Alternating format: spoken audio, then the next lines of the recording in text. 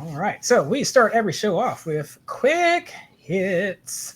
Pop, pop, pop. And everyone's been writing on this because Robert Downey Jr. produced his production company, Downey Studios, has produced Sweet Tooth, which is a adaptation of a DC comic. So it doing better streaming wise than Loki just has people foaming at the mouth of, oh gosh, a former MCU star owns a production company and helped the DC property do well. Oh no! Like, I was like, okay, Pandemonium.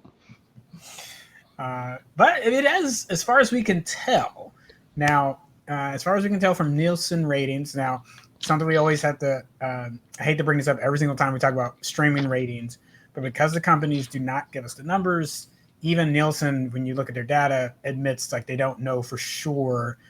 There could be other metrics to take into account, right?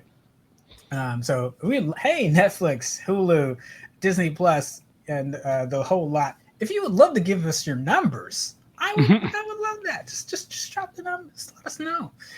Yeah, man. What you scared of? You got something to hide?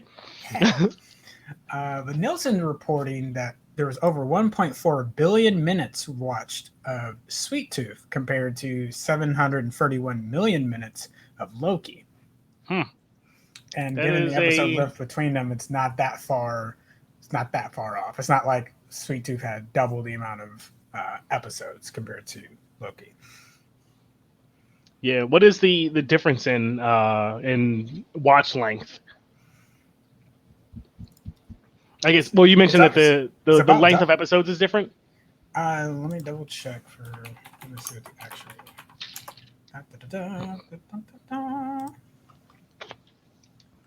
So it's only got 2 more episodes. Okay.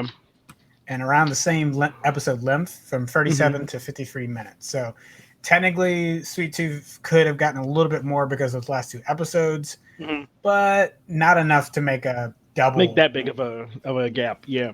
I mean, also another component. Well, no. If they're releasing it the same way, I was going to jump back to a previous conversation we had about how things are released and releasing them all at once or releasing them, weekly like we used to experience back in the day. But probably not a factor. But yeah, I would definitely love to talk about more of these head-to-heads because DC's got a pretty good slate out there now with Doom Patrol, Titans season 3 getting ready to get out there, or is already out. I had to double check. Harley Quinn season 3 getting ready to come out. So yeah, kind of we've got a good slate of Disney Plus Marvel shows, and I think we could have a conversation about how they're doing between that and the DC shows. But again, that data is hard to.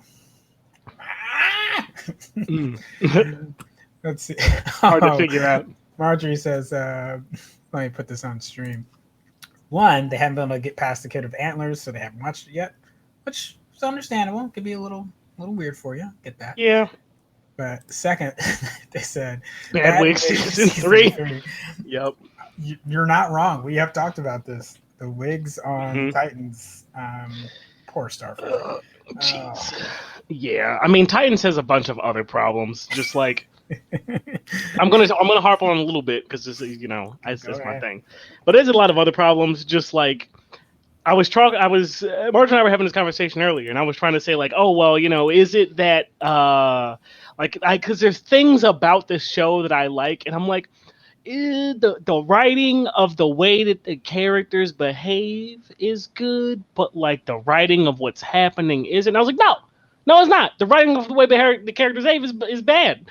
Everybody's like, Robin, you did this. This is all your fault. And I'm like, y'all was all there, and you were all on board with this plan up until one of you made one mistake, and you're like, you ruined it. And I'm like, but also bigger than that. Is Slade is the season 2 villain, and then Trigon is the season 1 villain, and I'm like, what? And apparently, Jason Todd is going to be the season 3 villain, which I'm like,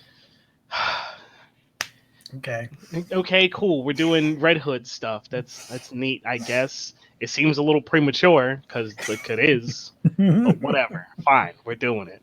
I feel like this version of Titans is it's like it's kind of like the old classic Titans comic book, like it's inspired by that, but then everything else is just like, oh yeah, I took, 6 random storylines from across like the old Teen Titans, the new Teen Titans, and I'm just going to throw them in haphazardly because that's all people care about. They just want to see the storylines on screen. I'm like, cohesiveness is also important, like at least a little bit, Nah, like a little bit.